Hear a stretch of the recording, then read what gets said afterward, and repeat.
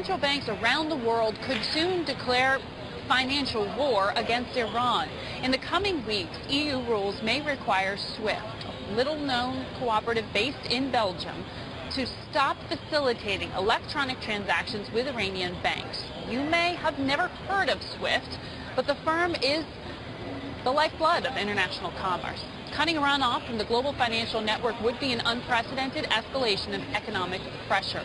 For more on this, we are joined by Jonathan Schanzer. He's a former terrorism finance analyst at the Treasury Department. Jonathan, welcome to In Business. Do you believe that essentially SWIFT will cut Iran off from global financial transactions?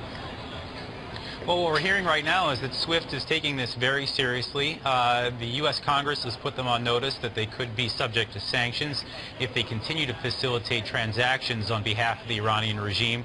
The Europeans have also begun to look at regulations that they could impose against SWIFT for facilitating these transactions as well. And so what you're seeing is, right now anyway, SWIFT looking to take some unilateral measures and to begin to impose sanctions against banks that have already been sanctioned by the EU and by the U.S.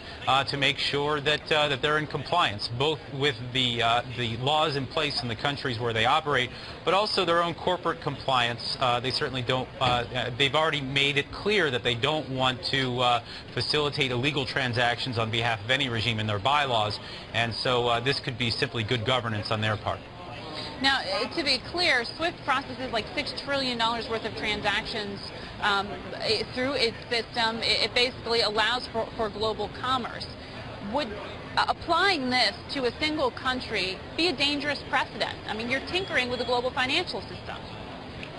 Well, I think you're going to see some, capitalist purists, let's say, take issue with this. I mean, it is basically the same as cash in many respects. I mean, if you work in the banking sector, you're almost certainly going to be using SWIFT. It's sort of the Google of the electronic financial system. Everybody uses it, and so the fact that we'd be using this right now for political means might ruffle some feathers. But at the end of the day, I think the fact that we're at this point is significant. In other words, we have imposed sanctions against Iran, one tranche after another. We started with those who refine Iranian oil, and then we moved on to several banks. The Islamic Revolutionary Guard Corps, which controls a chunk of the Iranian economy. We've gone after the central bank of Iran. None of these measures has forced the Iranians back from that nuclear brink. So this is really the next step, and one that is painful, but I think needs to be taken.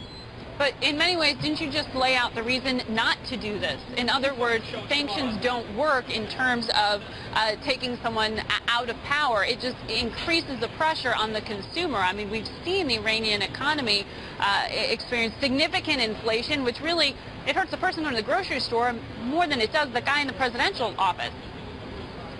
Well, and that's a common argument that we hear from people who are opposed to sanctions.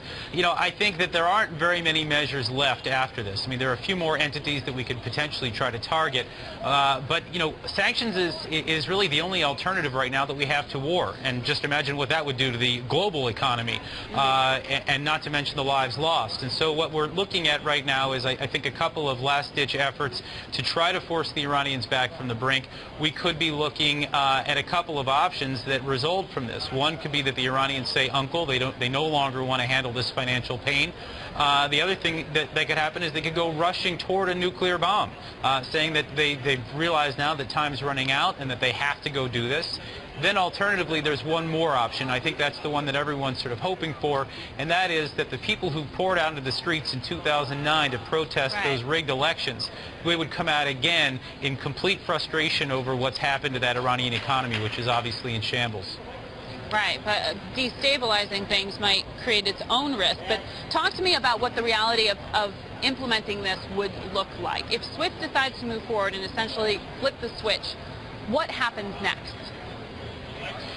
Well, I think what you're going to see is a number of transactions that are cut out completely, especially the banks that have already been designated in the EU, for example, and there's a good number of those. But I think we will probably see some waivers and exceptions issued. In other words, we don't want to prohibit the Iranians from settling transactions that involve oil. The last thing we want to do is send oil going any higher than it already is, because obviously that would create problems for the international community. It would also enrich the Iranian regime, because when they do sell oil, whether through a barter system or any other, they would make more money as a result. So I think you're going to see some waivers for oil, possibly for food, possibly for medicine, but the bulk of the transactions that the Iranians try to carry out will be blocked by SWIFT, either because sanctions are imposed or because they do this on their own, which I think is really the best option. All right, Jonathan, interesting perspective. We're going to track the progress, see if this happens or not.